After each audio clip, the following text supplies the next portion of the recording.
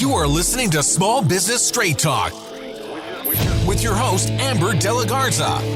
Amber is a sought-after coach, trainer, speaker, and writer who gives small business owners the straight talk on productivity, time management, business systems, leading your teams, strategic decision-making, and mindset. No BS, fluff, or overused jargon. Just actionable strategies to get results and succeed in business. And here is your host, Amber De La Garza, the productivity specialist. Welcome, and thank you for listening to the Small Business Straight Talk podcast. Today is episode 397, Replacing Yourself in Your Business, a client case study with Myrna Everett. If you're a small business owner who wants to learn effective business strategies, improve time management, and elevate productivity to maximize profits, reduce stress, and make time for what matters most, then you're in the right place, and I'm so glad you've joined me. I am so looking forward to you meeting our guest and my client, Myrna Everett. Myrna is the founder of Vogue Interiors, a San Diego-based business specializing in custom-designed, bespoke window treatments, custom bedding, decorative pillows, wall coverings, and upholstery. With over 30 years of experience, she is passionate about helping clients create spaces that reflect their unique personalities. As her business expanded, interior designers and trade professionals began seeking her expertise in creating these luxury soft goods for their clients. In addition to working directly with homeowners to design beautiful spaces, Myrna now offers a concierge service for industry professionals, allowing them to add designer soft goods into projects while she manages the details from them from concept to installation. For over 15 years, Myrna has ran her window coverings business completely solo, doing every role herself, working weekends and never truly unplugging on vacation. She was good at everything, which turned out to be the problem. In today's episode, you'll hear Myrna's honest 4-year journey from one-woman show to taking a 3.5-week vacation without checking in once. She'll share why she resisted nearly every piece of coaching advice from me, from creating spreadsheet calculators to writing SOPs to hiring her first employee. You'll hear about the false starts that didn't work, the systems she finally built that made delegation possible, and the moment her family noticed she was actually present for the first time in years. If you have ever thought, I am the only one that can do this in my business, then this conversation will show you what it really takes to replace yourself. Stick around. Myrna's pulling back the curtains on the messy middle of building her first team. And before we dive in, I want to invite you to take my Next Level Business Owner quiz. If you have not already done so, hit pause, head on over, and take this short 3-minute quiz to find out what's most holding you back from taking your business to the next level.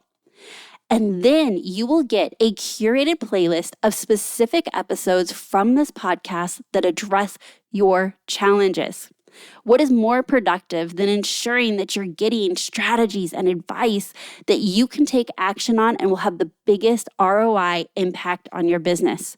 So head on over to amberdelagarza.com/quiz. And now let's meet our guest and get to the straight talk.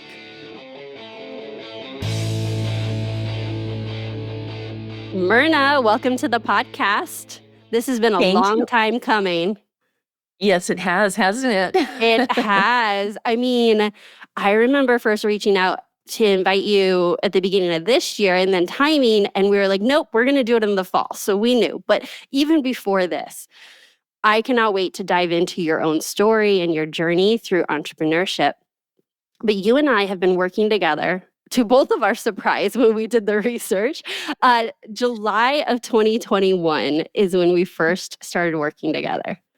Yep. And before I hit record, Myrna, I said, can you remember back in, I don't know what I was doing really in July of 2021, other than we all know it was kind of the time frame of COVID. But I'm going to ask you to think back to what life and business was like before we started working together. But before we do that, I would love for you to just share with our listeners a little bit about yourself, Give us some context. Where are you at?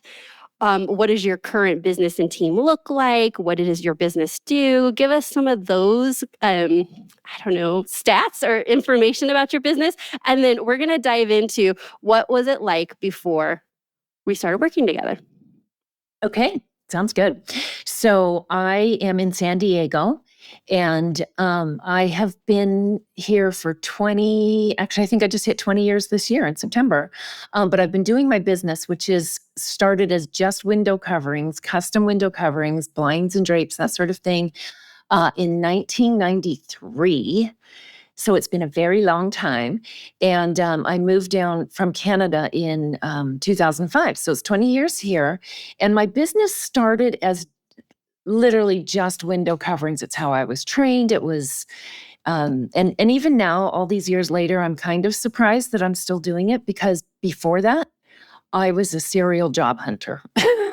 Every year or two, it'd be like, I need a change. I'd go get a new job. I'd do something different.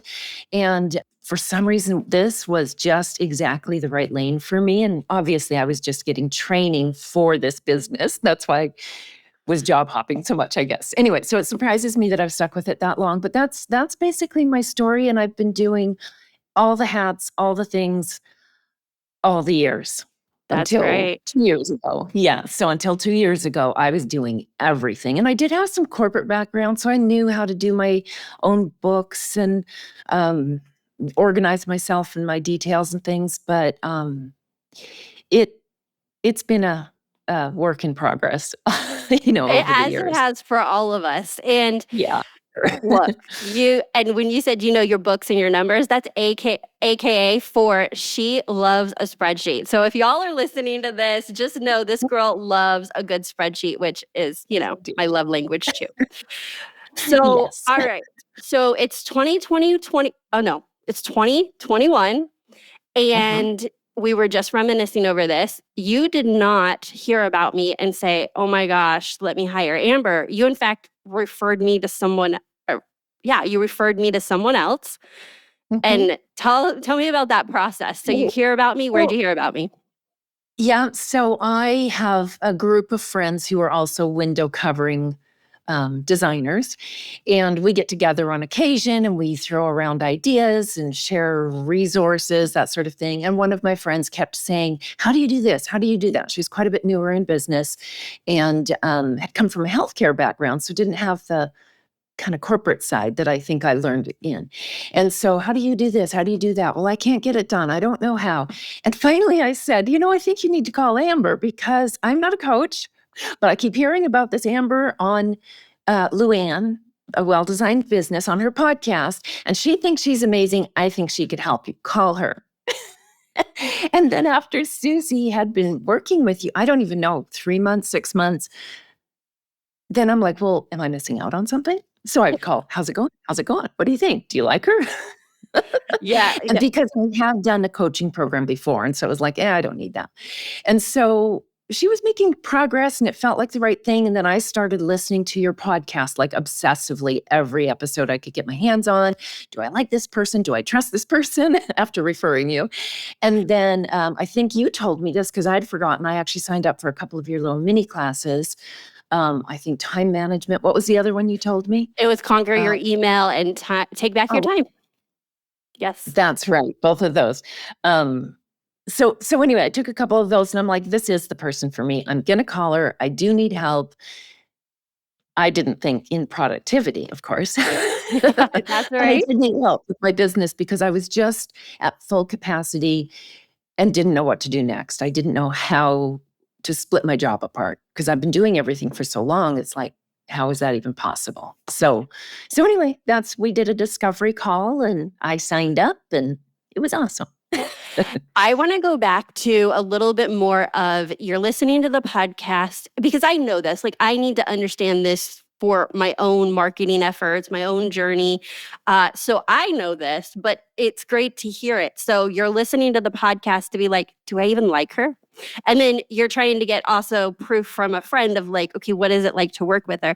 Which, Myrna, you fell into the funnel. Like that's exactly what the podcast is for. Like newsflash is I Right. come across and give this content, but I understand that hiring a business coach is a big decision. And I think of how I navigate hiring coaches and business coaches and different things. And you have to feel like you know them, that you like them, and that they can be helpful in a way that you like to actually solve a specific challenge that you feel like you're having in that moment. Can they partner with you to help you through that challenge? Uh, Yeah. and then like the icing on the cake is somebody else was being coached by me and you're like, so really, what is it like? Really? Like, is it Yeah. actually helpful? Yeah, I get that. Yeah. All right. So you listen to the podcast and would you agree that perhaps your definition of productivity wasn't in alignment with my definition of productivity, meaning your definition was just get as much done as possible, which you did Yes. really, really well, right? And that maybe through the work and time that we've had together, expanding your definition of what being productive in the business looks like, and also how that interacts with darn near every aspect of your business. Yes.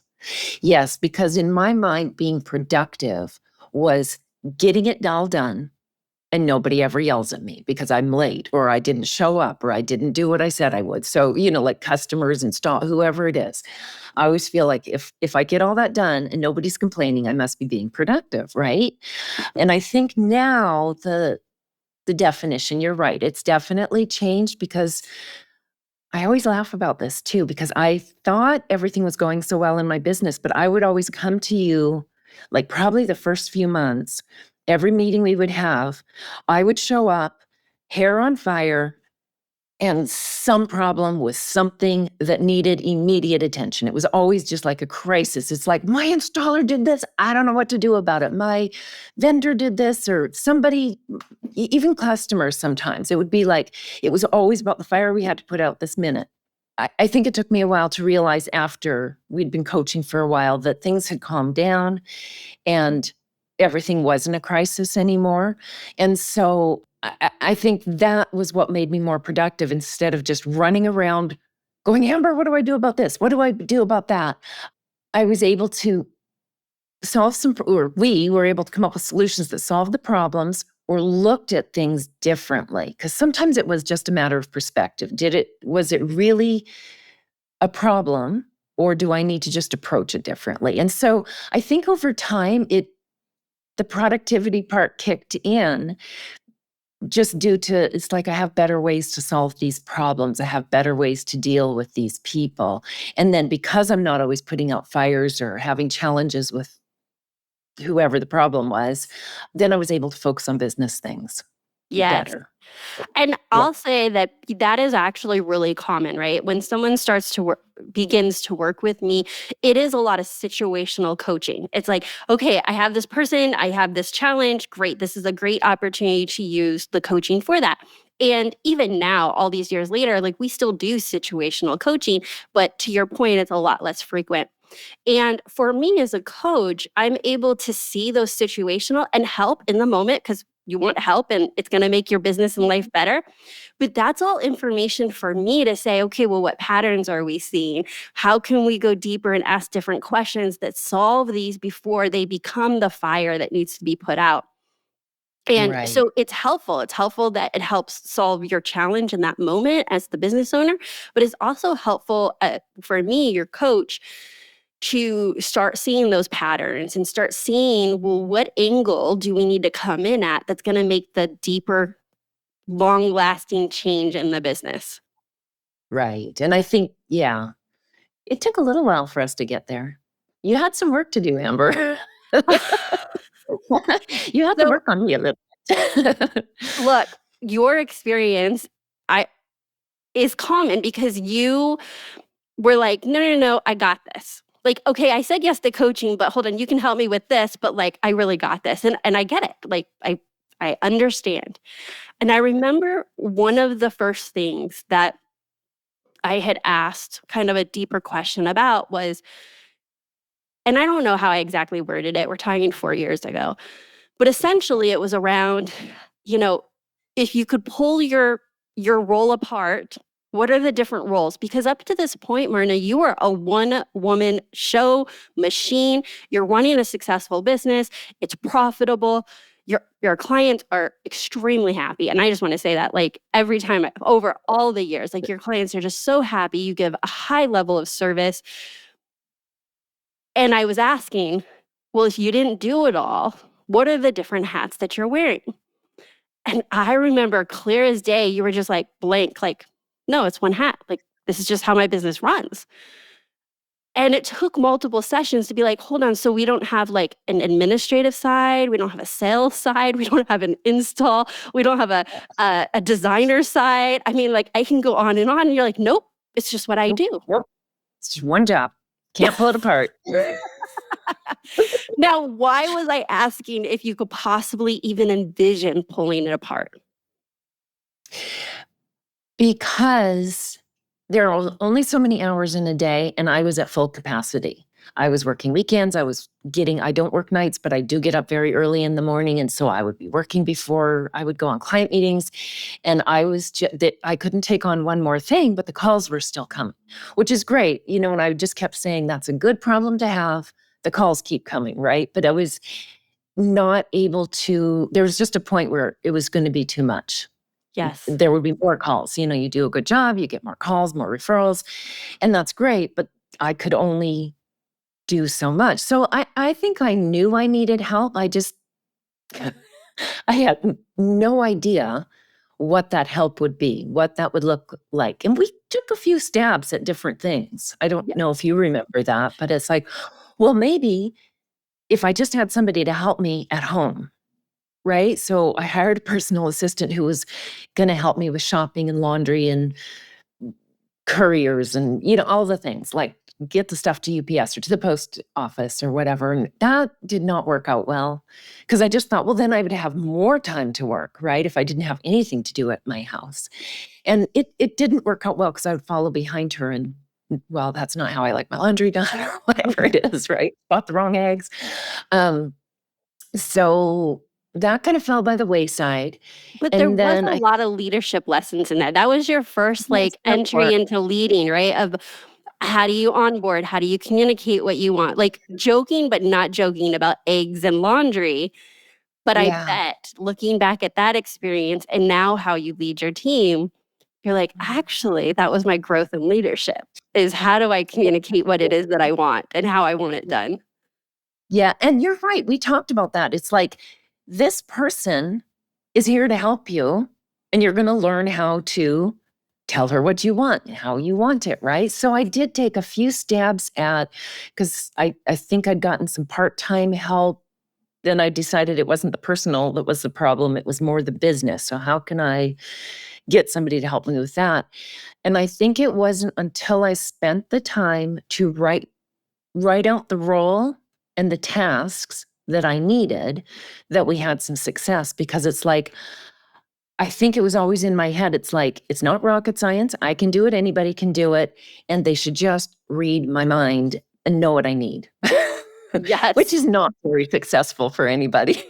Right? Yeah. And I would say that also another piece of this is that you were really good at all those roles, right? And so then almost that need. So sometimes a business owner is like, oh my gosh, I'm going to hire for administrative because that is not me. I don't like the details. I'm not going to do the files. I'm not going to do the paperwork. Like, they know that about themselves early on. But it was almost like a double-edged sword of like, you were so good at all these things that need, or for you to be aware that there was a need for help, wasn't immediate because it was being fulfilled in the business. You're right. It wasn't like there was parts of my business falling apart. I just handled them. I just do them. I know how much, and it makes me laugh now, and I'm probably still doing it on our coaching sessions, but I resist you so much. Share with me how you resist. Or share with, I know how you resist. Don't share it with me. I already know. Share with our listeners. What does that look and feel like in the moment? Two examples. Yeah. So Amber says, Myrna, I think that you could pass off accounting, for example. No, I couldn't. I'll tell you why. Because when I go through those reconciliations every month, which I was doing and paying all the bills and doing all the things and having my hands on everything, something's going to get missed if I'm not doing it, because I'm the one who knows all the things that are happening in my business. And then when I finally let that one go, it was like, what a relief. And so maybe somebody missed something. I want to go $50? deeper into this. I like you in the moment you hear your coach that you're paying. Hey, Myrna, maybe you can let go of accounting. That might be a good first place to outsource. And you think immediately your brain goes no. And I love that you shared this, Myrna. It's never just like a no, and it's never a yes and you don't do it. It's a no, and I'm going to tell you all the reasons why it's a no. And then I listen. And then I probably have something to say that is, and would you agree that I'm never like, you have to do something? Like, never. Never. So I'm going Which to is why hear. Yeah. Say that again. I missed it. I said, it's why we still are working together. Oh, Because if right. you're like, Okay, well, good. you're doing it wrong, let's throw it all out. We're starting over. This is what you have to do. We wouldn't. I've had those coaches. It didn't last very long. Yeah. Yeah. Yeah. So to me, it's always like, you're like, okay. And then you'll step away and then you come back. You step away, you come back. And finally, I'm like, well, okay, it would be nice not to be doing my accounting. But what about this, that, and the other? And we've had this conversation before about how I, for some reason, need to say everything out loud. And sometimes you just sit there nodding and I solve my own problem. But I couldn't get to it unless we were talking. And I still don't know why that is. And so, no, you always just kind of come back, you ease into it and say, well, what if you just gave up this part? Or what if you just did, this one thing to make a change? And so the accounting example, the other example is my retail calculators. So before Amber, there's a ton of formulas in my business, as you well know, tons of math, lots of calculations, tons of little nitty gritty details that if you don't get it right, everything's going to go sideways. So I had always been taught the formulas. I do them by hand. I had a little piece of paper that I would take for every window or whatever I was working on, write out all the details, and it was almost like a checklist. And you kept saying, is that efficient? Does that work for you?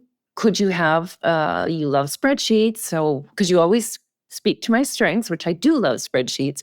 And it was always like, why don't you just have those formulas in a spreadsheet? And I know I resisted you. I don't remember how long. It feels like forever. And I kept saying, no, that's not going to work. Or I don't have that kind of time. I'm fast. I'm so fast at this. I can do it almost in my sleep. It's like, there's just no way if I just sit down at my laptop and plug in, and I resisted for so long. And then once I'm finally like, well, I guess I could give it a try. Oh, no, I know what it was. Finally, you said, if you ever hire, will they be able to do that? Will they be able to do it as fast as you? And I'm like, okay, I'll just do it because I want to hire someday. Maybe in the future, the far future. But Right. that's what you needed to envision to do this, right? Okay. Yep. Because to highlight, like, it wasn't like you had to hire that day or like that moment, but that question was all that you needed to see what was bigger for your business on why it would even be valuable to do the calculator. And I just realized this is really interesting. It just popped into my head that when we first started working together, you said, what do you want? What are we trying to accomplish? What do you want your business to look like?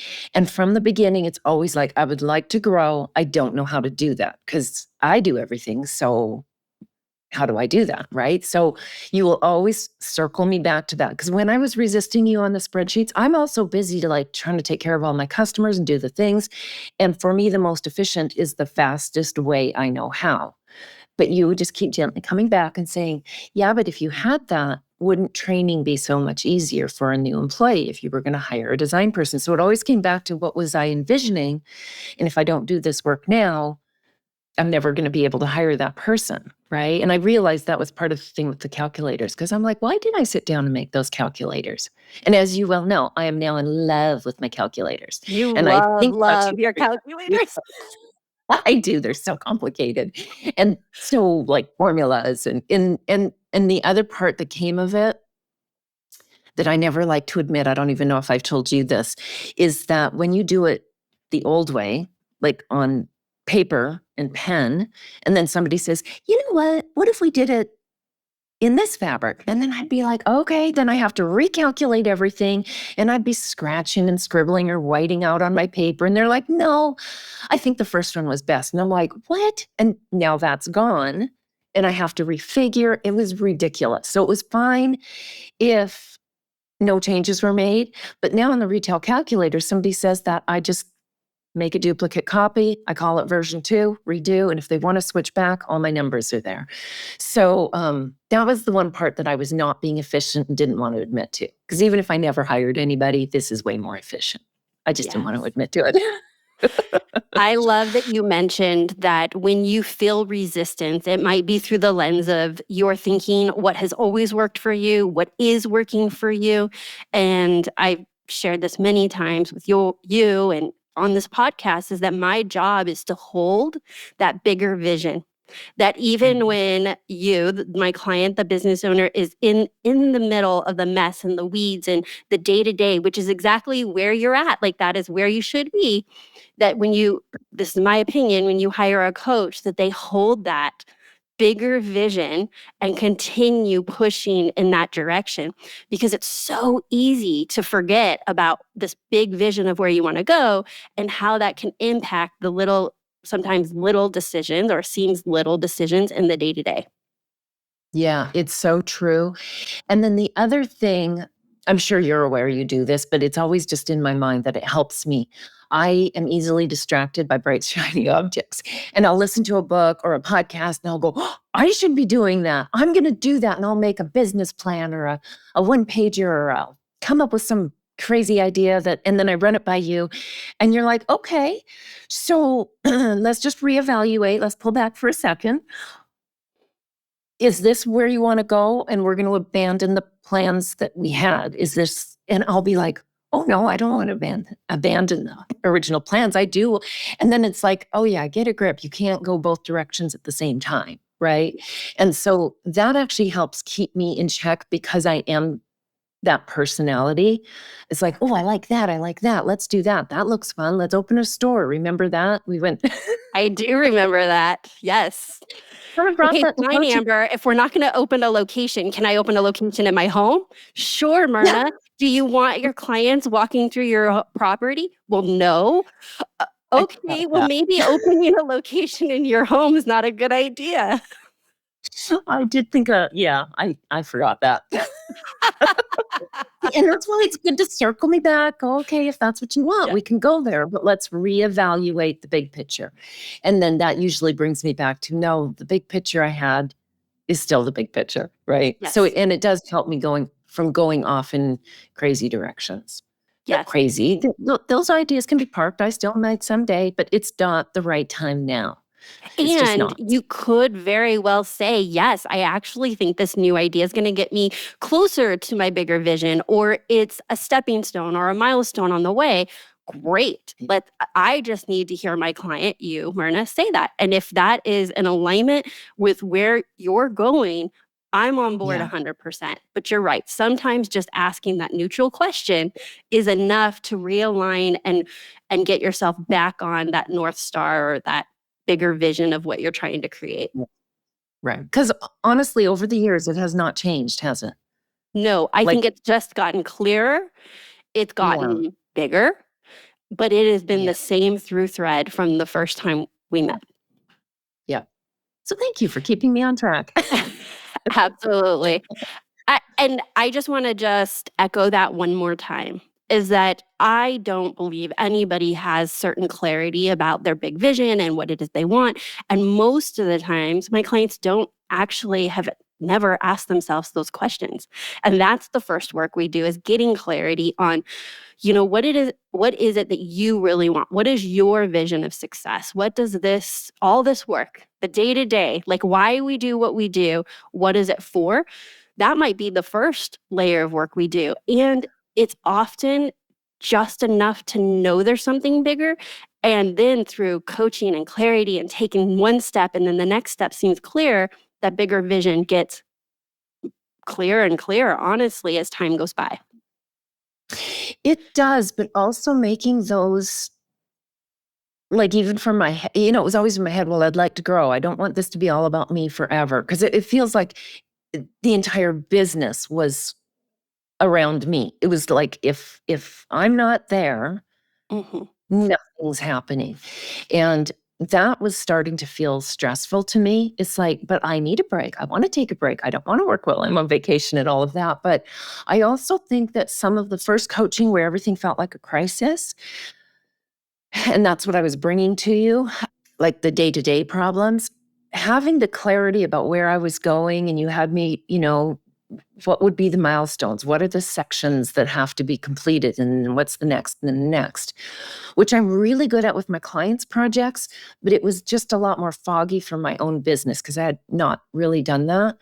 But I think that having those steps in place, it was like, that's the next thing I gotta get done.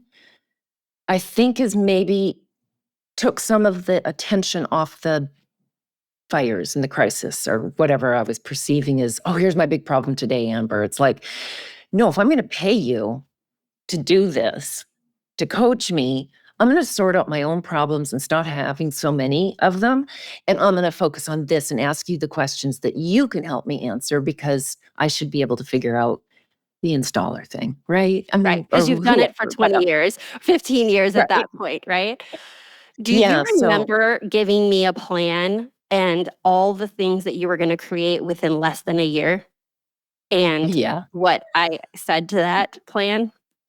Yeah.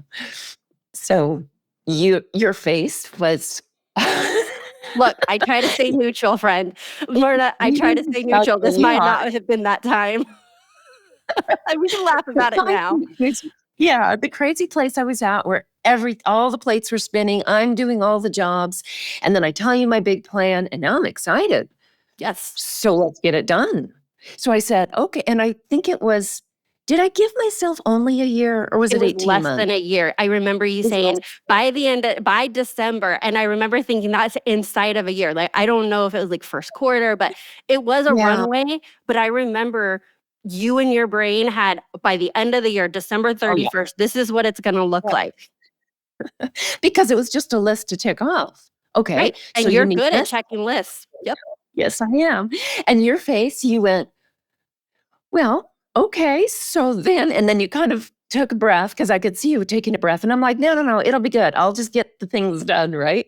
And I can't remember, you probably remember this better than me, about what you said, because you did not discourage me. You didn't say it's not possible, which of course, my personality, I would have just dug in harder and would have just fought you on that too. So I don't remember what you said, though. I just remember seeing your face being surprised. I remember laughing, going, she doesn't believe me. Right. And then clearly the reality was I didn't know. I knew what the steps were. You did. It was a great plan, by the way. The timeline was just so condensed. Well, here we are 4 years later. Yes. So I know for me, I know that the relationship is sacred between client and coach. And I never want to be discouraging, because who knows, maybe you're going to be the one that proves me damn wrong. And had I challenged you, maybe that would have been the secret sauce to getting it done by December. Who knows? Maybe I screwed that up, Myrna. But my brain says, okay, how do I balance not discouraging my client, because this is a great plan, like neutrally great plan. The timeline was condensed. So I don't want to discourage you, but how do I give you a more realistic perspective so that if it doesn't go just as planned, you don't think that there's something wrong with you? See, that's the careful straight talk and honesty, is that you not getting it done on that timeline actually meant nothing about your abilities. It was unrealistic, but how do I say it's unrealistic without discouraging you?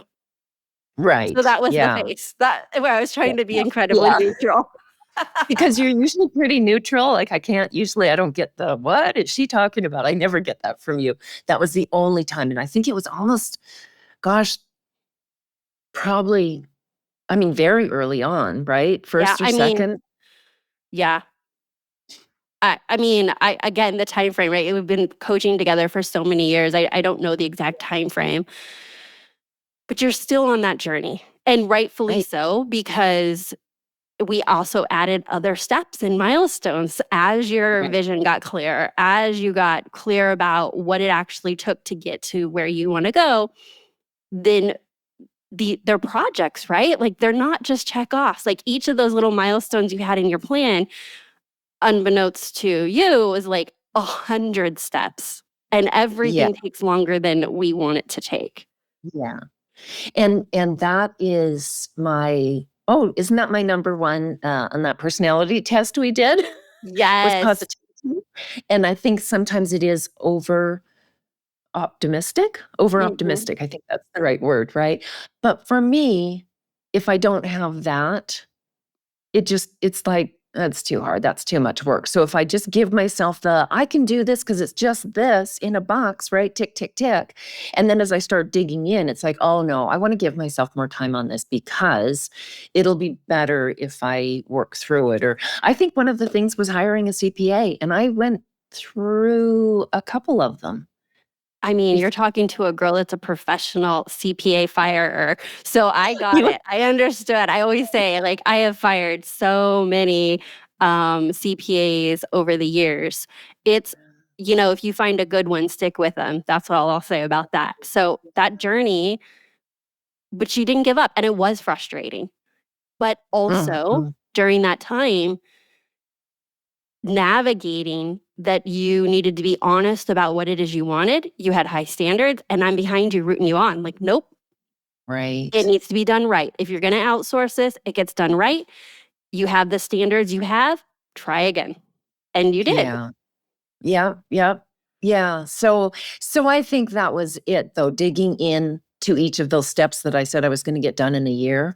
And I think, although I am overly optimistic, it's what gets me going, especially a shorter deadline. But also, I'm not so married to it that I'm going to be upset or beat myself up if I don't hit it, because as I dig in, it's like, oh yeah, but you didn't know all the depth of that one task that was on your checkbox list. And so, and you're good at helping me make sure I don't go down that road either. It's like, just because I didn't know what all was involved in something doesn't mean I suck. Right. Well, yes, Myrna, that is very true. And how in our own brains we think, well, we should have known. But anyone listening is like, well, no, Myrna, how would you know? You hadn't navigated that thing yet. And you would be telling a friend that. Myrna, you'd be like, well, how could you know? You're not psychic. You don't know it was 100 steps to do the one thing on the milestone. But oftentimes we don't talk to ourselves that way. So it is, I think, helpful to be like, well, now you know. And now that you know, how do you adjust and realign the plan to be still exciting, still motivated, but realistic in getting to the other side of checking that thing off the list? Yeah. And I think too, if I gave myself 3 years, let's say, which has been 4, so clearly it's taking me that long, it would have been easier to put things off because the time frame was so distant, right? Yes. So I'm okay with the process and the progress and the time frame, despite my original 1 year or less to hit this ridiculously big goal. So yeah, it's been a journey. Share with us your first vacation that you took and you didn't have to work. Right? Like, imagine this. Like, I want our listeners to imagine, are we talking over 15 years, you had never vacationed with either one of two things? You worked on vacation, or the business was just not open and closed while you were on vacation? I don't know that there has ever been a time that I just said, the business is closed, you'll have to wait till I'm back. I would have folders with me. I would check my voicemail and my email every morning before we could go do anything fun. And sometimes it would be 11 o'clock before we get out the door because, all the people need all the things and they need it immediately. Yes. So my first vacation, I had a couple false starts with some help I was trying to get, but my first vacation without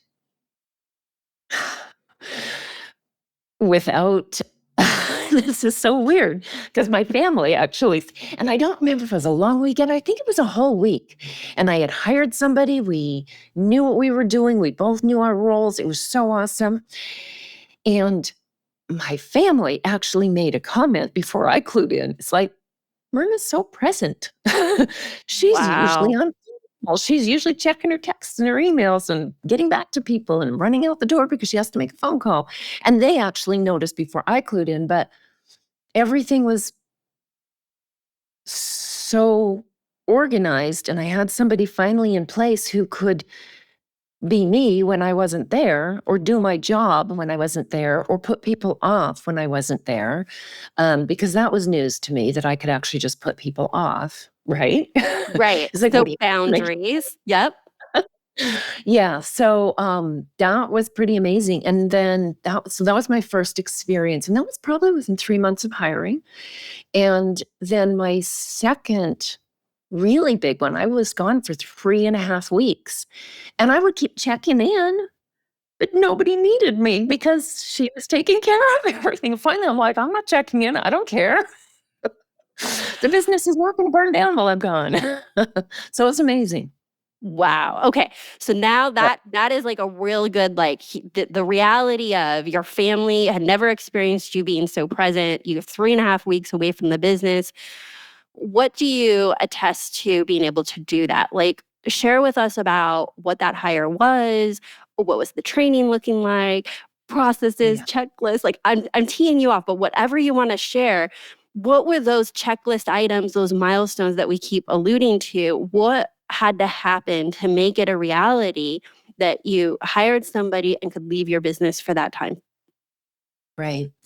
So, like I said before, I've had a few false starts. I have tried hiring before, and I would always put it down to I don't interview.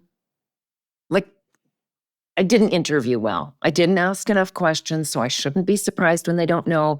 And then second, it started to be like, I also I didn't make a plan. I didn't have a plan for these poor people to actually know what was expected. And if they knew what was expected, they didn't have any resource except me to figure out how to do it, right? And so after a couple of those very short experiments, the next thing I went to was well, it was after we started working together, and we made an onboarding plan. And I had created an online project management system. I did that for myself, not because I actually forgot to order for a client. He paid me his deposit, and I forgot. He called and said, "Hey, so when am I getting my drapes?" And I'm like, "Uh-oh." And that's when I knew I'd broken my system. It was no longer working to keep it all in my head. So I'd actually built something online, which I know helped a lot in that hiring process. So it was like something that I was able to see exactly where everybody was at. And if I hadn't done something, it was showing up right there. So it was all the steps that people would Can fall I into. can I interject here? You didn't Yeah. see that as an asset. I remember us being in a coaching session and we talked about what does it look like to hire somebody and train somebody, and your Oh, brain, I'm not going to put words in your mouth, but went something like, well, I don't know where to start. I don't have anything. Well, what are you talking about? That's a lot of work. And I remember looking at you like, hold on, no, no, no, no. I've seen your processes. You have it phased out. Like, there is so much gold here. You're going to use this asset that you have created and do these other yeah. things that are not going to feel as hard as you think they're going to feel. Yeah, you're right. I'd forgot that, but that was a conversation because I'm like, I'm starting from scratch. Everything always feels like it's scratchiness. No, I have a lot of good processes in place that I hadn't had before Mm-hmm. when I tried to hire for help. And so you're right. I'd forgot you had to point that out to me, but it was a huge asset and we still use it today. It's just way bigger and more encompassing. Mm-hmm. Um, yeah, so that's really interesting, huh? I'd forgot Because you that. had taken the time to document your sales process and your delivery process, how you serve your clients. And when you were thinking of making this hire that we're getting ready to share, the hire that worked out, I Yeah. remember saying, like, somebody is going to be, you're going to be able to explain this process to them and they're going to understand your business because there's so much gold in here that you've already taken the time to document. Right. But And because you're you're like a right. fish in water, you're like, "Well, I don't know, like it didn't seem like that big of a deal because you just did the thing. That's just what your business What? was, right? Yeah. Yeah, And then it exactly. became the foundation to all the work that this hire you're getting ready to share expanded Right. on, worked from, trained from, etc. And you know what? I just remembered there was a third thing I was resisting you on was SOPs. Remember? Because it's like, why do I need to write it down? I'm doing it. I'm the one doing it. When I hire somebody, then I know what they're going to do. And then we'll write the SOPs, right? And as we're finishing up our SOPs as we speak, or somebody else is doing that for me, we're still using that documentation from then. It's been tweaked, but that documentation that you said you need to write this down because, and I think I did start with the, which is the kind of front loading a client. So the discovery call and the onboarding and all that documentation that I did, plus the system I had in place is, I don't want to 100% say that's why my project manager was so successful. I think she was so successful because she's super, super smart and really efficient. But she would have had to work so much harder and dig things out of me if I hadn't had those in place. And so it was a process. I don't know how you do it, Amber. How you I stick with people. love what I do. I love that you said, oh, and there was a third thing that I resisted you on. We only have an hour, Myrna. We're not going to share all the things you resisted me on I think it's over the years. everything. Oh, And dear. you know what's funny is I would not have even used those words had you not shared your perspective when we were at a retreat where I met you for the first time in real life. I remember you Right. sharing that perspective of like, oh, you were telling the other ladies of like, oh yeah, I resist her. And I remember thinking like, as obvious as you think I am to share things with you, I remember thinking, oh, she does. But it's because that's not even how I internalize it. It's just the Oh, interesting. process, right? I didn't label Yeah. it that way. So as much as we're joking about the resistance now, it Right. wasn't until you pointed it out where I'm like, oh, that's what that looks like for her. That is. That's what's Yeah. going It's on in like her mind when she does X, Y, and Z is that she's resisting me. So, all right, well, we'll get back to that. But we'll go back to the hire. So the hire is in the SOPs you resisted on, that was the foundation. What was this hire that you were looking to, well, let me back up. So Myrna had one hat that she wore. Then she had this awakening that maybe she's wearing more than one hat. And we broke all maybe. that apart and was like, okay, there's definitely a project management administrative side. There's a sales side. There's a design side. We're still breaking them apart. But after the initial, I need help at home, that wasn't helpful, then you decided that you wanted administrative project management help. Mhm. And maybe because we realized that really your superpower for now in the business was selling, being in front of the client. Like that is the best and highest value of how you serve the business. But you were bogged down because your business requires a lot of like paperwork, project Yes. managing, coordination, scheduling. There's so many of those things that are happening to deliver the services you do. Right. Right. So I think that our exercise of going through and writing those SOPs, it's like, if you write it down, you can actually see, oh, if somebody knew that was what they had to do at this point in the process for my client, they would just go ahead and do that. And then I think that was how I started to separate that job out of it. Because I remember saying, I don't know how to peel this job apart. Like, if I don't know what's happening after the clients paid their deposit, it's like the sky's going to fall if I'm not the one. I don't know why I thought that because it seems so silly now, but it's like now it's like I've done my part, carry on. And I don't think about it again until installation day. And it's wonderful. But it did require that peeling it apart, write it down. And I think the writing down actually helped me clarify which parts of the job somebody else can do. And so I do feel like taking the time, because how could I even tell somebody else what I want them to do if I don't really know? You do it like you breathe. You don't tell yourself, okay, you got to take a breath in, you got to take a breath out. You just do it. Right. And so without that clarity and the writing it down, and even now with the SOPs, I'm like, how do we do that again? And I'll have to go and look it up. It's like, what were the instructions on that?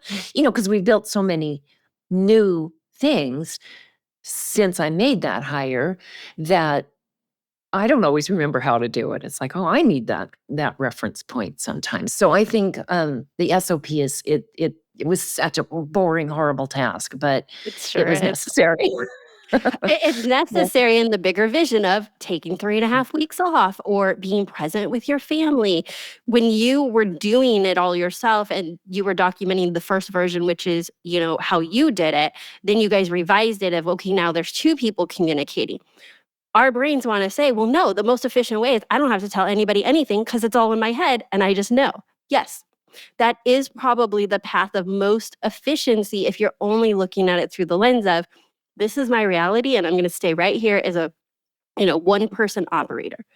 But as soon Right. as you think, well, what do I want? I want to take a vacation. I want to be guilt free and stress free. It's no longer efficient to do it that way, right? It's not effective. Now you have efficiency and effectiveness kind of fighting each other. So what Yeah. you were creating was efficiency, effectiveness, and prioritizing your own vision of success and what you wanted your day-to-day life to be like as a business owner. Right. Right. All right. So what is Yeah. it like to now you have Viana, who's your project manager, who's incredible. And every time, darn near every time we meet, it's like still expanding the role, the support. Like you're just like, okay, like, wow, I don't want to put words in your mouth again. So you can just tell me if I'm right or wrong. But the essence is like, you couldn't have even imagined what your new normal is now, even when you Mhm. hired her. Exactly. My experience has been very old school. Everything's papers, files, documents. And when I thought about this job, I mean, her job looks very different than what I envisioned when I hired her, only because she is not old school, thankfully. And she immediately, because I couldn't even picture, it's like, well, where will she sit? Do I have room here? Like, what will I do with her? And so in my head, it's like, well, now that I've built this project management system, which is Airtable, just for your listeners, it's online. Oh, she can access it from there. It's like, okay, but still, I have all this paper filing and right? And there was not even a question. I don't even think it occurred to her that was a possibility. So we spent 2 weeks together at my house, side by side, both our laptops up, and she got everything set up, organized, moved everything. I think I had switched to Google Drive at that point. I just wasn't happy about it, didn't like it. She smoothed it all out, made my life better. But it's like once that happened, then my brain could see, oh, here's the future of my business. I can have independent people who are out there in the world. I don't need to have a desk and a chair for them. And I got rid of my paper files, shockingly. Yes. And it's been okay. It's actually been better than okay, because when I forget something, she can just go look at it, right? She just Mhm. has to access it online because nothing is on a piece of paper in a file somewhere. Yeah, so all of those things, like getting it more digital and getting it more streamlined, and it's been really easy to peel that job apart. Like looking back, it just seems funny now that I thought And you don't it could be. want any part of it now, which is interesting because you enjoyed it. Like you were good at it. You liked it. And I say good, I almost took those words back. You were good at it. But then now you're Yeah, like, but I didn't even know. Like, look what Viana's doing, right? And there's so many times us as business owners are like, nope, I'm going to keep this thing. I'm good at it. Then someone else comes in and we're like, why were we ever doing the thing that we thought we were so good at? yeah. And I think that is that's it. It's like, yeah, I was good at it, but she's excellent at it. Mm. And she's faster and has more experience. And I mean, there's just so many things. And I always make this joke. I think I've said this to you before. So I built this system. I built it, right? It was like a little VW bug. Now she's turned it into a Mercedes, right? Because it's so much better. It's like she took my little thing and she turned it into something exceptional. I think I would never have done those things because I'm out there busy with my clients designing bedding, pillows, Beautiful, beautiful yeah, things. Yes. and she loves it. That's the part I don't particularly enjoy. So All right. we're What getting is skills. next? Yeah, I just want to hear. So, like, what are you right in the middle of? What are you excited for that's coming next for your company and for you personally? So all this freedom that Viana has given me, um, it's like, well, I want more of that, right? But Mm-hmm. there is a point. How many weeks can I go? And my clients wait. I'm lucky and they're great, and they wait till I'm back from my vacation. So we're booked out, while I'm gone. She's scheduling for me. It's great. But what if I wanted to go away for 3 months? Would they wait that long? And so part of the whole growth thing is there's a point it shouldn't be me being the rainmaker, right? Oh, the only one who can go out and meet with the clients, do the measure, do the thing, do the selling and the design and all of that. So right now I'm in the middle of interviewing to replace me. It's going to be Yes. great. And this is really, truly exciting. And for those of you that are listening, this was no small feat. And this has been a journey of 4 years.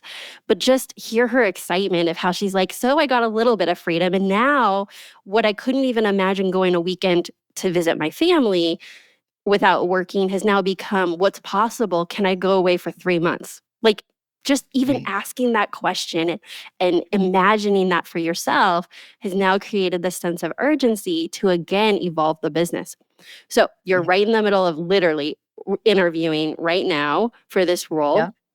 You have been preparing for this role because you learned what worked and didn't work with previous hires, either failed hires or successful Yeah. hires, ensuring that you have the SOPs and the processes and what's your onboarding plan. And you even have what are my questions when I'm interviewing? Like you're really doing it much differently in just a couple Yeah. years. What scares you about that process? Because we're not in the after yet, right? We're in the middle and it's really exciting. But in the middle of any big change, there's some scary stuff. So, what feels scary about replacing yourself? I am very on board with replacing myself. I'm not scared of that at all. I love that idea now. And it's not like I never want to do design or be in front of my clients anymore. I don't want it to be that I'm the only one who can do it. And I think I got a little taste of that in January when I was away unexpectedly. Viana just jumped in because my processes are so organized, because I have the retail calculators, Amber, thank you. She could take she's not going out to my clients, but if we have a designer who calls and says, hey, can you give me an estimate on, the window is roughly that size so I can show my customer, she's actually able to just whip out an estimate, send it over. They're like, great, let me talk to my client. And so there was a number of things that happened while I was away unexpectedly. I was gone for a month without planning for it. And my business was fine. It was fine. It Mhm. survived. She made sales even. And I'm like, without even being there? Right. Right? Because it was virtual and that gave me okay, the sales side could work this way too, especially if there was somebody actually here doing like going out to the clients, right? So it was kind of a good experiment by accident, but a good experiment to know it could happen. But now, so I think what's scaring me, to answer your question, what's scaring me is the parts I don't know.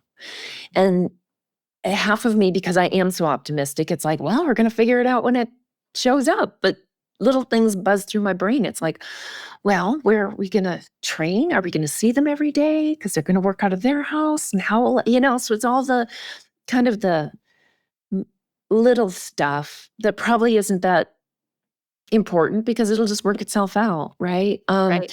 And then the other part that scares me is because Viana's so good and so self-managing, I have not had to really step up and lead. She just makes it really easy because she just does her job. I never have to tell her what to do or how to do it. She comes up with suggestions.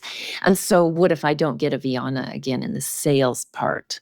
I might Mhm. actually have to do that job too, which obviously will be some growth for me, right? Which is what I need. So that's probably, it's just the unknowns, I think, that scare me a little bit. Of course. But I'm still excited. And part of the work that we did was me asking you to envision how you best serve and what your new job description is in the company. So if you are not the one woman show and you're not doing administrative and you're not doing primary sales and design, like what does the day in the life of Myrna look like and how can she best serve? And we have been simultaneously navigating that as you're transitioning into that role and also still not quite filled the role of salesperson, and you've dipped your toes in it, but that's going to be your new reality soon once you hire and onboard and train. Is in, we started this whole thing of saying what your plan was inside of a year, and Mhm. all jokes aside, so it's been mid 2001, so what, 3.5 years, Yeah. 3.5 years, you're at the brink of replacing yourself, your complete self in the business. Because I would argue that the role you're getting ready to jump into was not actually being filled at any huge capacity because you were doing all the sales and the administrative. And now you get to be the CEO, the business owner, the strategist, Yeah. like thinking what's next for the company. And you have been doing that. And I see that you love that part of your job, your role. I do. My brain is frying a little bit because, part of that role is more marketing, which, that's where I get stuck a little bit. But it's also what you just said. I do love the business aspect of my Mm-hmm. business, like not just the design and then all I have to do that. So I actually love the business and I like talking to people about their businesses. It feeds me for some reason. So stepping into that role though in a full-time capacity, it's a little bit scary, but it's like all those ideas that I kept running by you all these years when I was distracting Mm-hmm. myself. It's like I'll actually have time to think about them, think them through, run the numbers. Does it make sense? Um, you really dig deeper into the forecasting of what are we going to do next year? And if those are big goals, how are we going to achieve them? How are we going to get from here to there? And so that I'm nervous about it, of course, but I'm excited for it too, because I've never had the time ever in my business to really focus on the business. You just do it in drips and drabs. And you and I making a plan, I've made huge inroads into all those things that need to happen. And so it's just exciting to see how I'll do in that role. Not I the know. marketing I part. cannot wait. No. I cannot wait. I am really excited for you as well. Well, as we wrap up today's conversation, I did just want to touch on a couple other things that we've worked together on. And that is that you attended my first ever live business planning event in November of 2024. And so I just wanted to hear a little bit about that. And because you enjoyed it, you and the ladies, you all requested a mid-year retreat, which we just did this summer, to which I'm like, wow, like it was incredible. How do we do that again? And I'm getting ready to be doing Nashville in December. And you've Exciting. already signed up for that. And Yep. so I just want to hear if you can share your own experience of like, why did you choose to attend these business planning events? And also speak to not just, well, my own clients will know, like I'm going to invite them, Yeah. but we're assuming that people that are listening are not clients. Like, would you say that that's a good fit for them, even if they're not yet working with me or don't plan to work with me? Like as a standalone event, how did that impact you being able to run your business? So, absolutely, it will help. You don't need to be being coached by Amber. I think it's helpful, but you don't need to make that event get it. It was so much clarity for me. And so it just, even if we hadn't been coaching together, I would have gained so much from that planning. And we had done a virtual one during COVID, and We I got did. so much out of it that when you said you were doing a live one, I'm like, I am so in. I might have been your first sign up You were for you that. I were was my first sign-up, was actually. I Yes. Yep. Mhm. That's so funny. But the virtual one, amazing. But I was so, you do this whole day and your brain's like, wow, that's a lot. And you've planned your whole year and it's amazing. But then you're back to work. And I think it may have been January too that we did it. The virtual one might have been January. I don't remember for Yes. sure. So I felt like, and then work just started and it was crazy busy. And so I felt like although the plan had given me clarity, I didn't have enough time after to really work those steps out. And it was just a single day, right? So doing the one in Las Vegas in person and able to ask more questions, being able to hear the other people that were in that group. I mean, it was such an amazing group. And I felt like we got so much from each other. And I think there's something really inspiring too, to hear about other people's plans. So where I'm not as strong, somebody else be really strong. And it gives you encouragement to maybe step your game up a little in that area. And so I felt like, but aside from that, just having that clarity around, okay, here's where I'm at right now. What do I want my year to look like next year? Because just putting it on a checkbox list isn't enough, as we've learned. Right. And so the way you present it, it's like there's the big picture of where you are, the big picture of where you're going, and how do you fill the gaps. And I think the process that you do, the workbook that you gave us, it helps to clarify not just where you've been and where you want to go, but then breaks down all the steps. And I think for me, that's what I need. It's like, because I'm really good at making a list and really good at getting excited and going, I can do it in a minute. But I actually need to see, what are those steps again? What would have for that to be finished? What are the steps? And then you always do that. And then what are the roadblocks, and what would have, who can be involved, who can help with that, which I always need reminding on that. It's like, oh yeah, I don't have to do all of this anymore, right? It's not all on me. So, does that answer your question? Yeah, absolutely. And I think you're right, is that it's not about just making that checklist milestones. It's about me sharing my own frameworks of how do I strategically think of those milestones that need to happen to reach the goal. So who are the people? What are the resources? What is the technology? What are any foreseen roadblocks, as you said, so that you can start strategizing on overcoming those roadblocks? And then taking these ideas and strategies and getting them all the way down to, what does your week look like? What does your schedule look like? Who are the people that you need to surround yourself with to make this happen? So it's really a full evolution. And we went from a one-day workshop online to a day and a half, which you all had later flights. Yours was the earliest out, but we expanded it in Vegas to now we're going to be in Nashville for 4 days.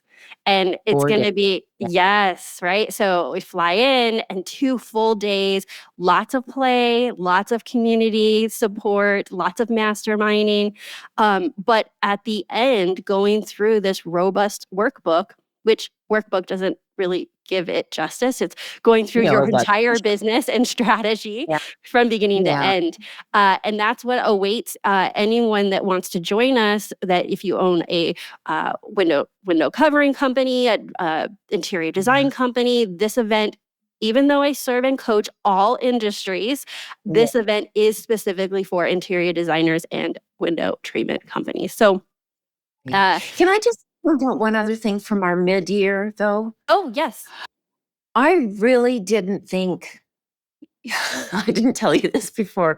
When I saw the agenda, I'm like, okay, it sounds really fun, but I don't think she's going to fit all that in. No way. But then we had so many fun things, so many fun activities.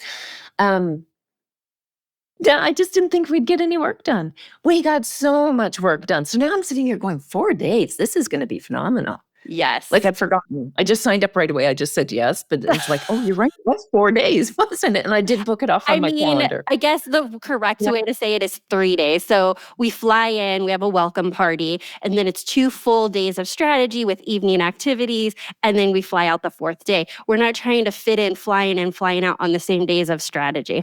And that happened because of our mid-year. We did a Friday through Monday, and then we did 2 full days of strategy and lots of playing and and it wasn't just playing, like I have activities planned, but it was the wine at the island and the conversations that were happening, the moments where they're like, oh, you said X, Y, and Z. Can we talk offline? Can you show me how you're doing this thing? Like there was so many organic moments that I want that to happen again. And that needs breathing room. It needs to be intention of creating that environment so that it can happen again. Yeah, and you're right, because there was something about, so our first one last December was in Vegas, and we all just got our own rooms, and then we'd meet at the conference center that you had. And then the next one, though, being at a house, so we'd get up, we'd have coffee together, whatever we were going to do, walk to breakfast, but you're talking that whole time. And I kind of forgot that part. And I didn't forget, but it's like, I think that might have been part of what it was, because it was not during the strategy sessions. It was that we got to talk about, hey, when you said that thing during strategy, what did you mean by that? Can you tell me about how you do that in your business while we're going to whatever we're going to do next, whether it's, floating the river, eating breakfast, all the things. Yeah. Exactly. And so there was something too about not just going off to our own hotel rooms and not connecting after the strategy sessions that made it so much more impactful.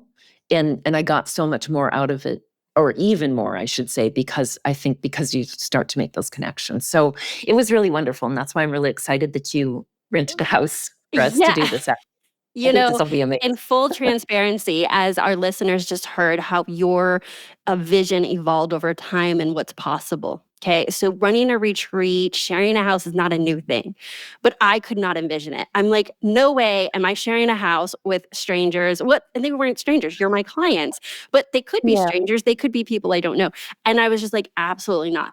I felt more comfortable after we had done the event in Vegas. Like, no. Like, we're going to do this like in the house. Like, okay, cool. That felt safe. Then I witnessed the magic of it. I witnessed that we all got to go to our separate rooms and have individual time, but we also had a lot of community time.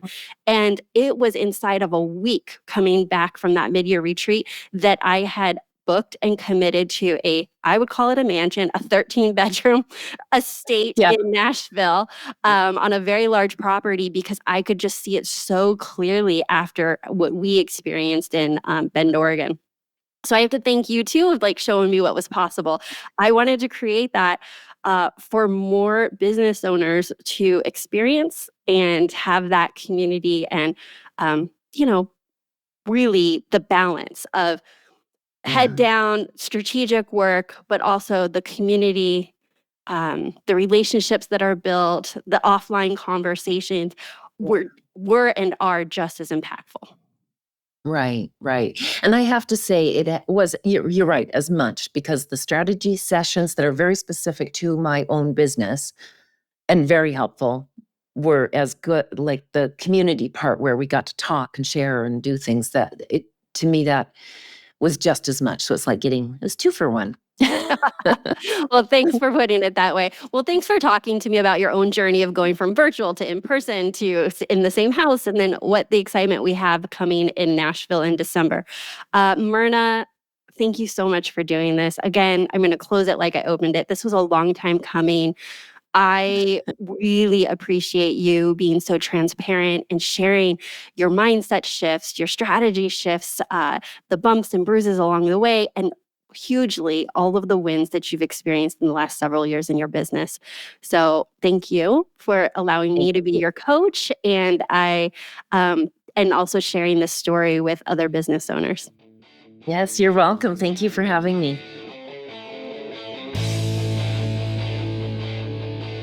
Myrna's story shows us that replacing yourself in your business doesn't happen overnight. It takes clarity, systems, and someone holding you to that bigger vision when you're stuck in the day-to-day. What started out as, I can't pull this job apart, became a 4-year journey of documenting processes, building calculators she resisted creating, hiring and training team members, and finally stepping into the CEO role she's always wanted but couldn't quite envision. And here's what I want you to hear. Myrna didn't figure this out alone. She had a coach, me, asking her big questions, holding her accountable to her own vision of success and helping her see what was possible even when she couldn't see it for herself. That is the magic and power of partnering with me to coach you in your business. If you are ready for that kind of partnership in your business, someone who will hold that bigger vision, ask hard questions, and help you navigate from where you're at to where you want to go, I would love to talk to you.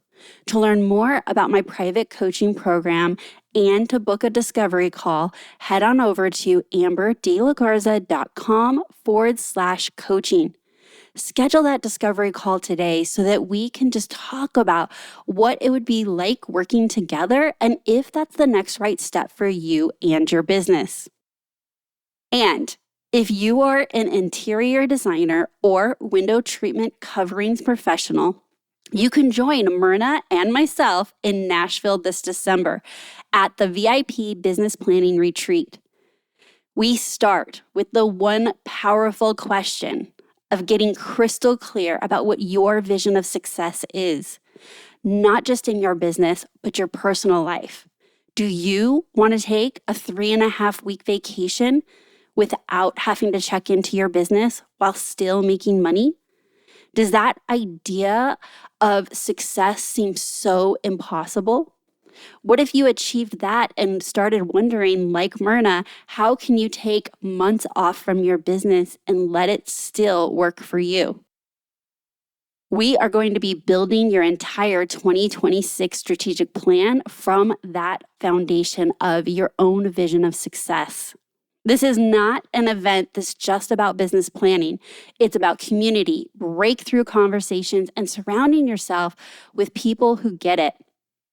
Spots are extremely limited. So if you are remotely interested, do not hesitate, do not procrastinate. Head on over to amberdelagarza.com/business planning to learn more and join us in Nashville.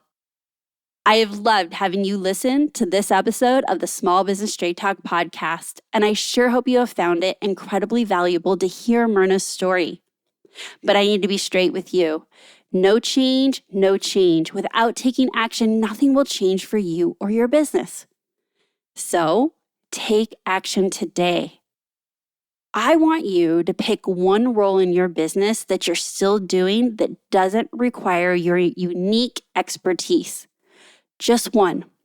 Don't even think of it as a full, complete role, but a series of tasks that go together, because you might not quite think, oh my gosh, I need an entire person for it.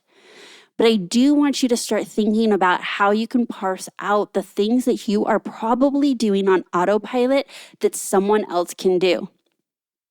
This week, document exactly how you do the thing. Even if you think it's too simple, or I bet you may be also thinking no one else could possibly do it the way that you do it. Because that documentation is your first step towards replacing yourself in that role, just like Myrna did. She had to get it out of her head and see it to be able to understand how they were different roles and not just all one role that she had filled in her business over 15 years. If you are new here, I want to say welcome. Thank you so much for tuning in. Be sure you hit subscribe so you do not miss another episode. And if you've enjoyed today's episode, please be sure to share it with a fellow business owner who you think would find it valuable. So that's my Straight Talk for today. Until next time, have a productive week.